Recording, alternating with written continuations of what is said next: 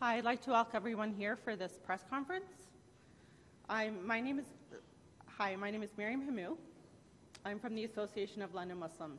The London Association of Muslims is an umbrella organization which represents the London Muslim Mosque, the Islamic Center of Southwestern Ontario, Ahl al-Bayt, Al-Mahdi al-Muntadhir, and the London chapter of the Muslim Association of Canada. I'd like to first start off by recognizing certain people that came out to support us today. Bud Polhill, who's the acting mayor of London right now, and from the mayor's office, Jennifer Buchanan, and other representatives from the heads of our institutions are here. Rob Osman, who's the chair of the London Muslim Mosque, Hassan Mustafa, who's the former chair of the Islamic Center of Southwestern Ontario, Dr. Munir el Kassem, who's the imam of the Islamic Center of Southwestern Ontario, Miriam Hamou, who is myself, Dr. Mahmoud Hadara, acting imam of this mosque, and Dr. Nabil Sultan is the chapter head for the Muslim Association of Canada. I'd like to first start off by having the statement done by our chair, Rob Osman.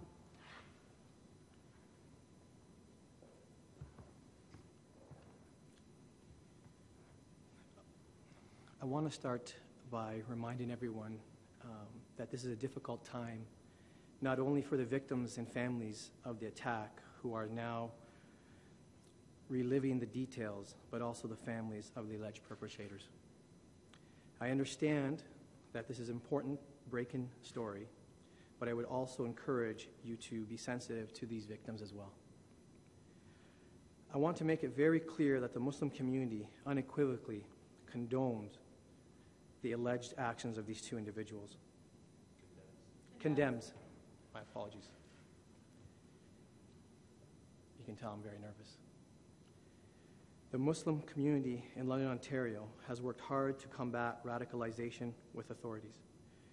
We have recently hosted a fair on public security that brought in the RCMP, CSIS, Department of Justice, and Canada Border Services Agency into our prayer hall to bridge gaps between our community and our youth.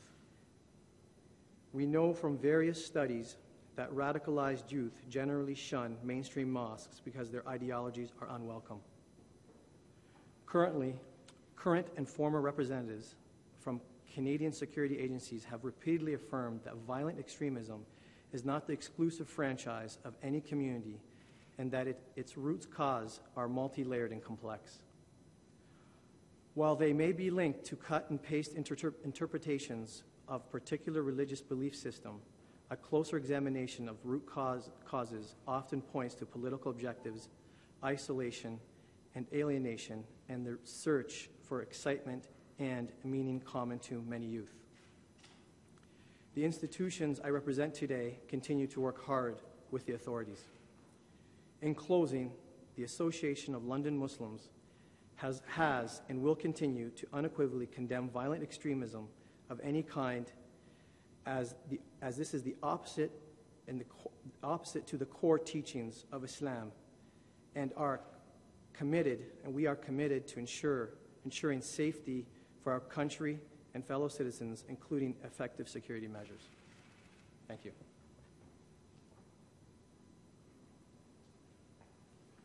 Thank you. We will now take questions from the media.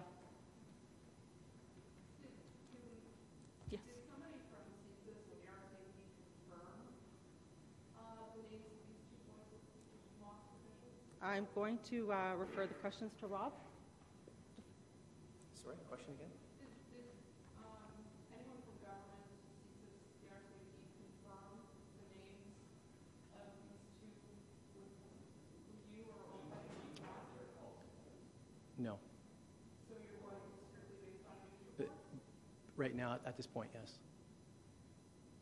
Why did you have this conference? Why did you?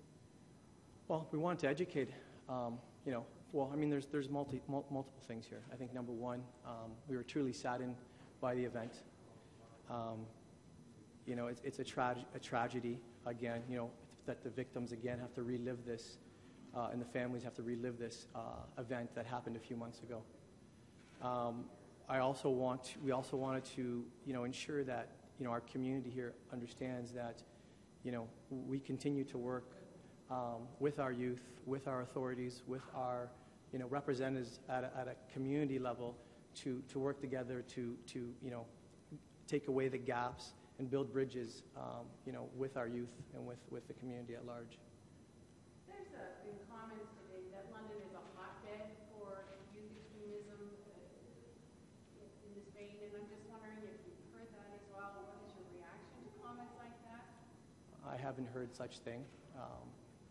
But I'm going to actually ask Dr. Munir to come up and answer some of the questions as well. First, I'd like to comment on the fact that so far the names of the individuals have been only transpiring through media. I just came out of a meeting with the London police chief who confirmed that it hasn't gone outside of the media circles. So the RCMP and CSIS did not come out and confirm their identities. Number two, yes, this morning it was mentioned on one of the radio stations that London is a hotbed for extremism and for terrorist acts. And I would like to say that actions speak for themselves. We have roots in this community that extend for almost 100 years now. And the Muslim community has been a member of this society at large. Our actions speak for themselves. And I am not going here to take a defensive action, but I'd like to say that we know our youth, and we know that they are contributing a great deal to the success of this society. So we have nothing to worry about. Terrorism has no religious identity. Terrorism exists all over the world, and I'd like to bring to our memory the very tragic events that took place in Connecticut not too long ago. When we examined the profile of the person who committed the act, it was a person who was a loner, a person who did not appear to anybody who knew him as a person who would commit such an act. Yet, the most horrible tragedy in the memory of North America, if not the world, took place not too long ago. Therefore, the fact that they happen to be from London, Ontario, has no bearing on the city, on the community itself. But we are coming out to assure everybody that we, as Muslims, are as concerned as everybody else. Not because we are really, directly concerned with the, evolution of this, act.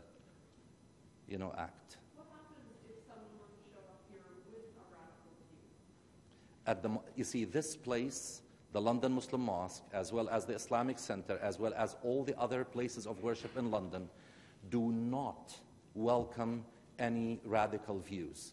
Everybody comes here to pray and to engage in intellectual discussions that have interfaith dialogue as part of their spirit.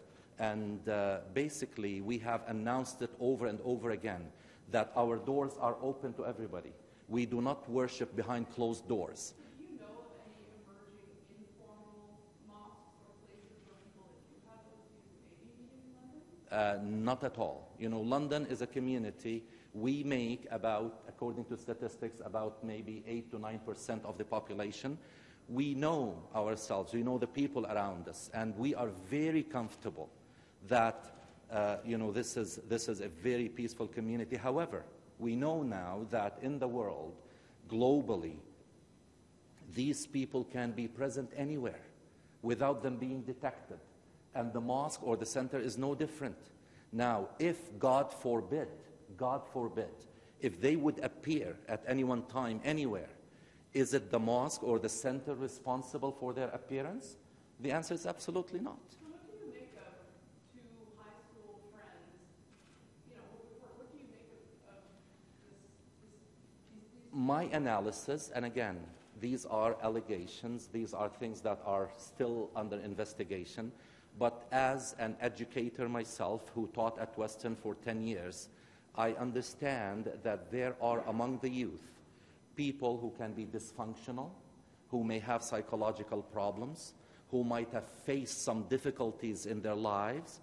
One of the two youth was immediately identified on the CBC report yesterday that, he comes from a home with two parents that are divorced, that have not been with this young man.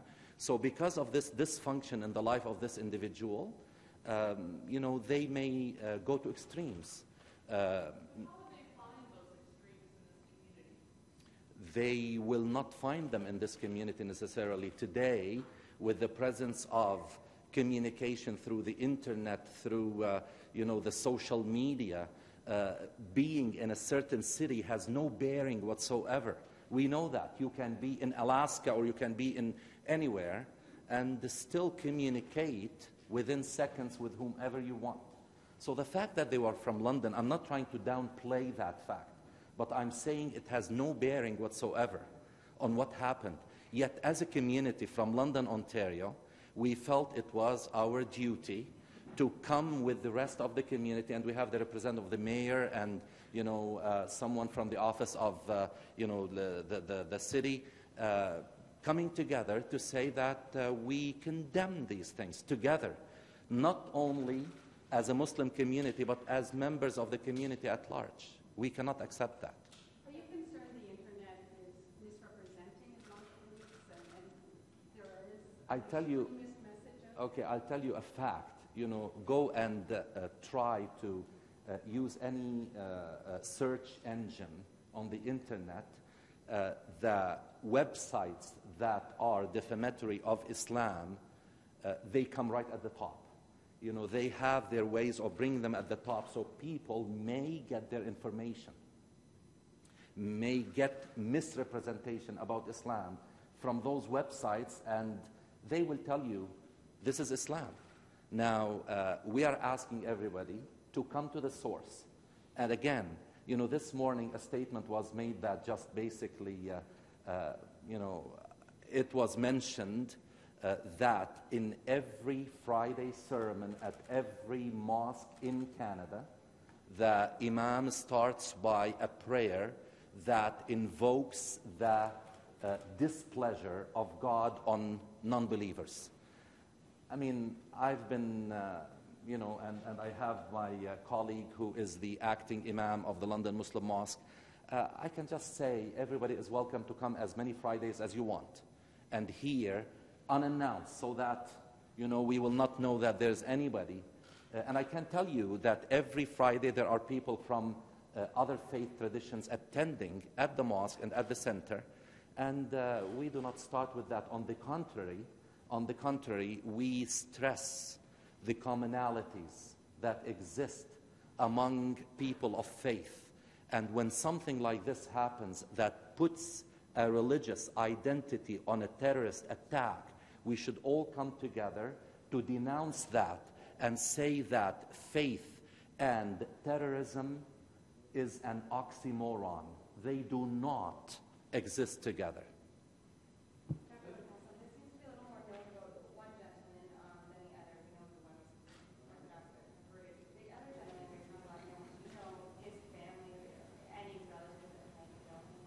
I asked everybody I could ask since last night. Nobody seems to know the family. But I asked the police chief this morning. He said, yes, their investigation confirmed that both families do live in London. Do we know them? My answer is no. And here are my colleagues. I don't think any one of them knows the family of the other young man who was mentioned in the report.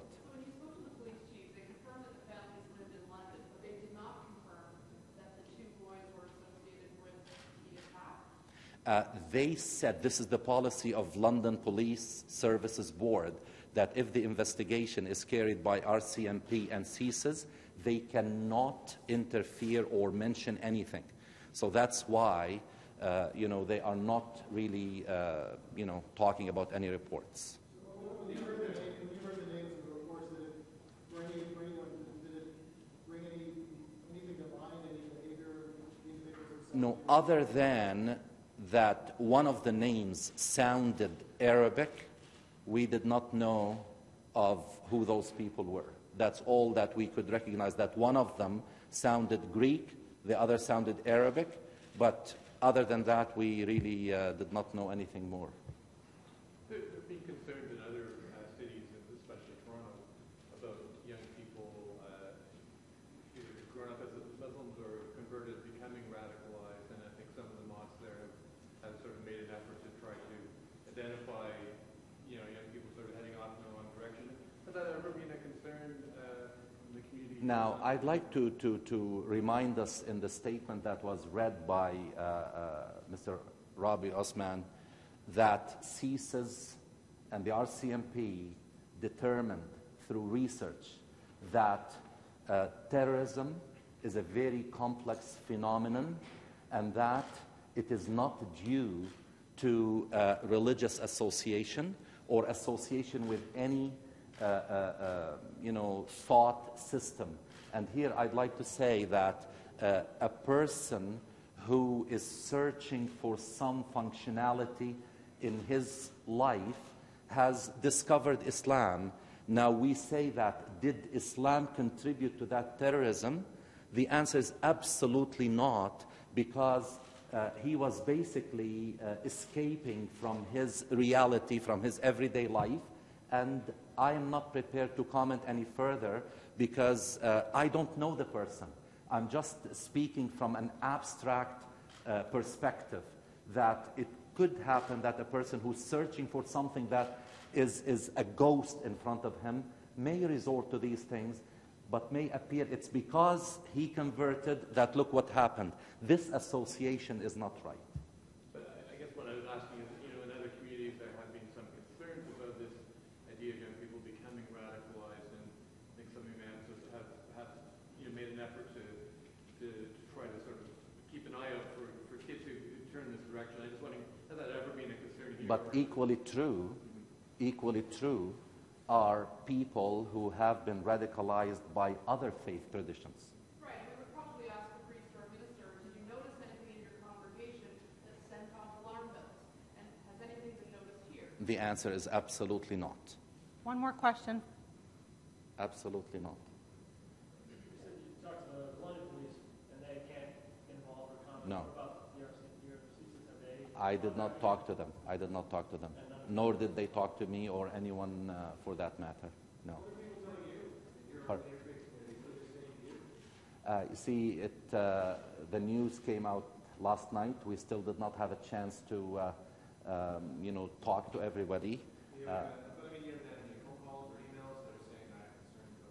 You see, the concern, I'll tell you the concern. The concern is that every time something like this happens or reaches the airwaves or, comes to the media, the outcry in the community is negatively reflected on our youth. And their concern now is the backlash. How am I going to be viewed in the community around me? This association between religion and what happened a couple of months ago is not right, and probably our presence, our coming out today is twofold. First of all is to denounce that as members of the community at large, and number two, to express our concern that our community, members of our community, deserve to continue living peacefully, away from anxiety, away from concern that I may apply to a job and may be discriminated against because the people are not comfortable with me. We don't want to continue making this association because members of the Muslim community, Canadian Muslim community, are as any other members of any other community. We want to stress that. And we have to work together to combat global phenomena that are affecting all of us, not only Muslims or any sector of the community, but all of us. That's the message that we want to send to everybody.